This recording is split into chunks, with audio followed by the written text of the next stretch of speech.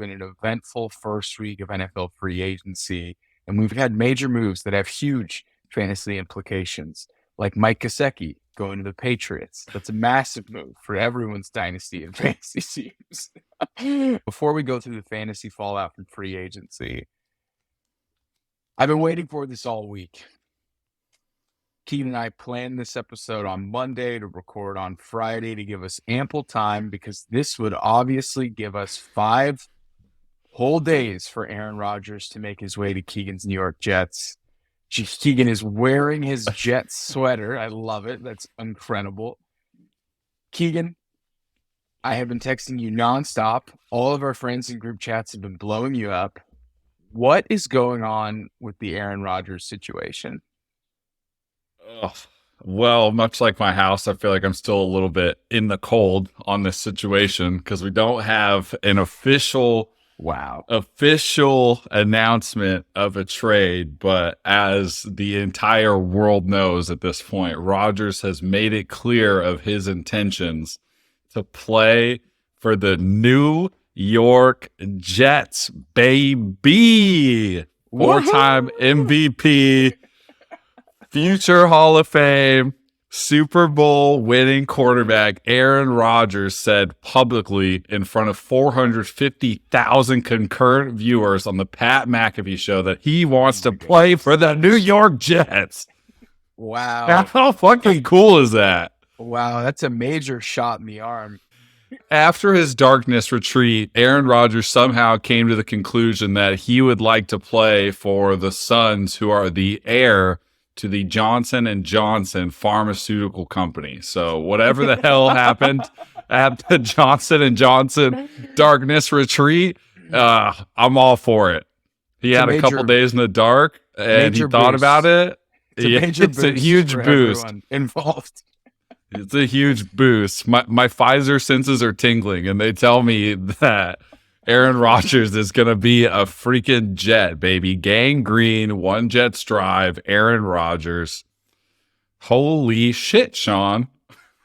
In a modern NFL, a Moderna quarterback, you got to love it. Do we have any more of these left? I don't know, but I stole these from the New York Post. I'm not even original. But Keegan, did you watch the Pat McAfee live stream? Because I didn't. I wasn't able to because of work, but I had my Pat McAfee and I have a ton of reporters from the Jets and Twitter notifications on throughout the season. So I got all the snippets and I went back and watched some clips later in the day. But it was pretty interesting to watch him talk about it. And I know everybody hates the Rodgers attention grab and the narcissism and his the narcissism.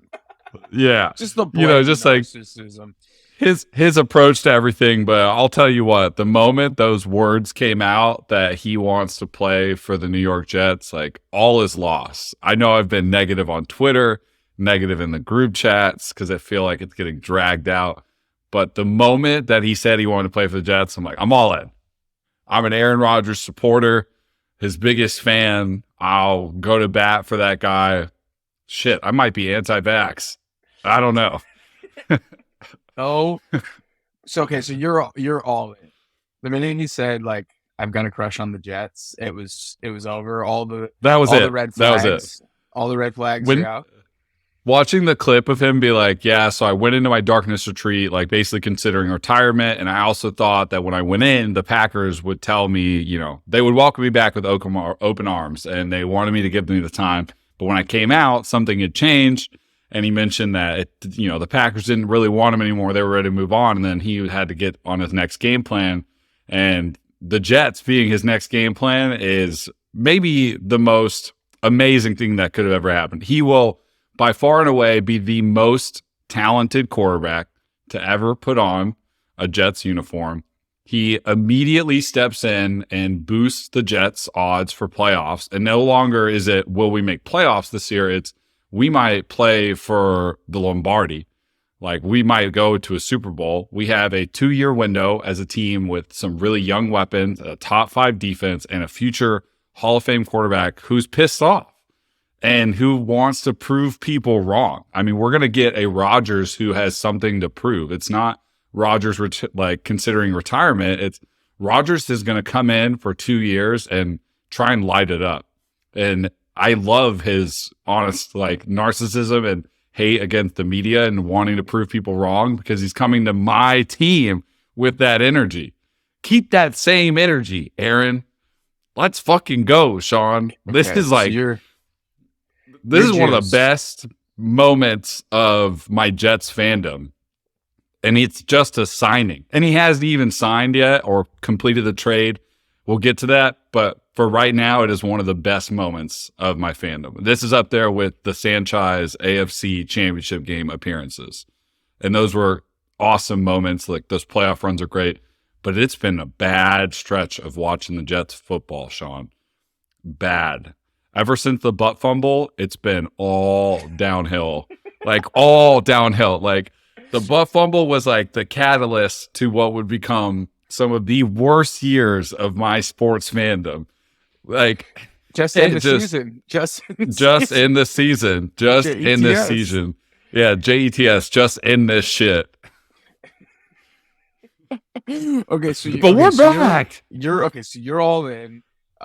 You don't care that this is basically just mirroring exactly what happened with Brett Favre, or you're just like, fuck it, whatever, I'll take it. No, I don't give a shit. Dude, people forget that if Brett Favre didn't screw up his throwing arm, we probably were headed to a Super Bowl that year.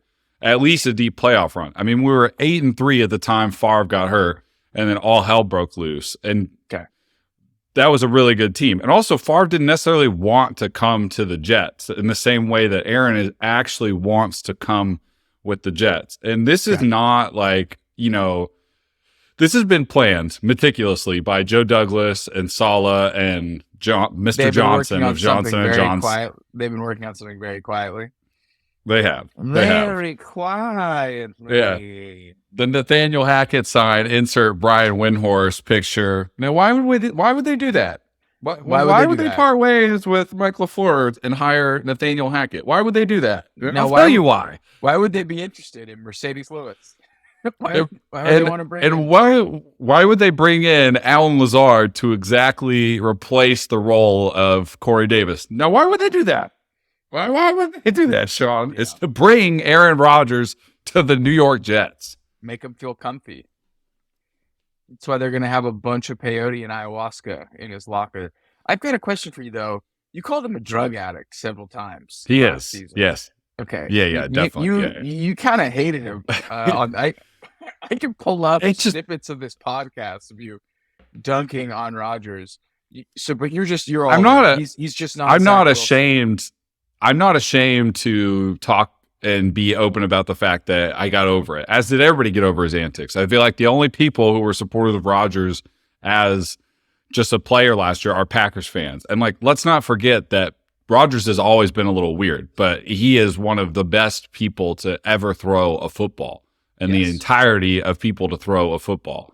No matter how weird or the psychedelics, darkness retreats, not great relationship with his family, do not care. Have you seen how he can throw a football? I do not care. Mike Tomlin gift. We do not care. He's confirmed good at the football. Is that confirmed? Confirmed good. Confirmed good at the football. Okay, so you're all in as a Jets fan. You're excited. You don't care if he, kind of made the Jets into a meme this whole entire week with the Jets being interested in Packers retreads. Doesn't matter. He is by far and away the best quarterback upgrade of all time. To go from Zach Wilson to Aaron Rodgers, is that the greatest quarterback upgrade of all time? I would say it's up there. You went Winston to Brady, but Winston threw 30 touchdowns in a year. Winston at least and 5,000 yards. Yeah. So you went from Zach Wilson, who is garbage, but he's going to make Rodgers' life living hell every day in practice. No. Right? Let's go really deep into this. We went from Zach Wilson, corpse of Joe Flacco, and future Hall of Famer Mike White to Aaron Rodgers. The jump is astronomical. Yes. The landscape of the New York Jets has just changed for the next 2 years. Okay. So the landscape has changed. A Hall of Fame level quarterback is coming in. He wasn't as good last year as he was the previous 2 years where he's back-to-back MVP. But if you turn on the tape, he wasn't dust. He wasn't washed. He still could move. He could still throw the ball deep. He's not as good throwing the ball deep as he once was. But you could attribute some of his drop-off last year to the fact that he was playing with basically all rookie wide receivers or young wide receivers, and he didn't have Devontae Adams. Now he steps into an offense that has a shaky offensive line that they're, hopefully going to build out the best they can. Hopefully have a recovered Breece Hall, but we know post-ACL that it's tough for players. But we've got Garrett Wilson, Alan Lazard. Elijah Moore is still on the roster. I don't know what that looks like if he remains on the roster post this trade. But what are the fantasy implications for Aaron Rodgers on the Jets? Well, I mean, Garrett Wilson to the moon. Moon time? There's no excuse for Garrett. Yes, there's no Moon excuse shot. for Garrett Wilson to finish outside of the top 10 as a wide receiver this season in fantasy. And I believe that. I mean, Garrett Wilson had 4 games of 20 plus points last year, and not a single one of those was with Zach Wilson. So that just tells you all you need to know about his quarterback situation. The tight end implications, I think, are really positive. Ty Conklin and CJ Uzomah, I think, should get some nice fantasy boosts. And despite what rumors say and what is out there in the ether, Elijah Moore should have, and it's a really low bar, but Elijah Moore should get a fantasy boost as well, too. I think there is a lot of confusion about what the Jets are doing by bringing in Alan Lazard.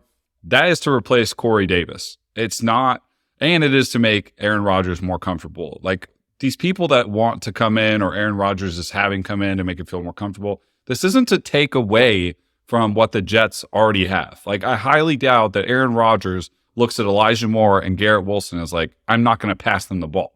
These are 2 extremely talented wide receivers that he's got going here. And Lazard will fit into that as well. I bet Lazard can have a very similar season he had last year with like about 750 yards or so, several touchdowns, and a good amount of catches. I feel like the entire offense gets a massive, massive boost from this.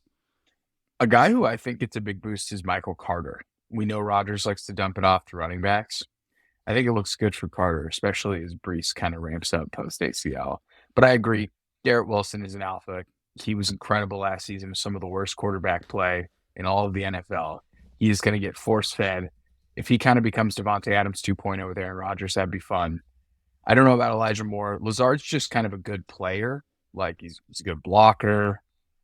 He's a good wide receiver 2, wide receiver 3. I think that's more of a football move than it is a fantasy football move. But I think the main takeaway here is that Garrett Wilson is going to be really good. And if one of these other second receivers, Keegan, comes along, what do we know about offenses that have 2 really good wide receivers? Typically, they're really good. Yeah, well, yeah, exactly. Their quarterback scores fantasy points. So it could be a situation where Rodgers has some sneaky fantasy appeal next year. And let me just go through something for the fans who don't understand this, that aren't in the eternal Jets hell that is the Jets quarterback situation.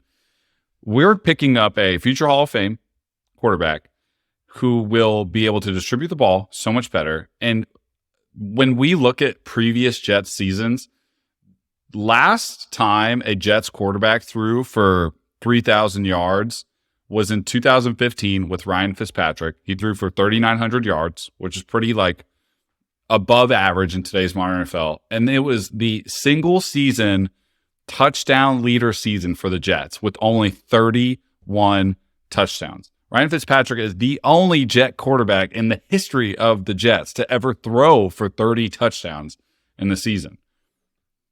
That's pretty and crazy. That's it.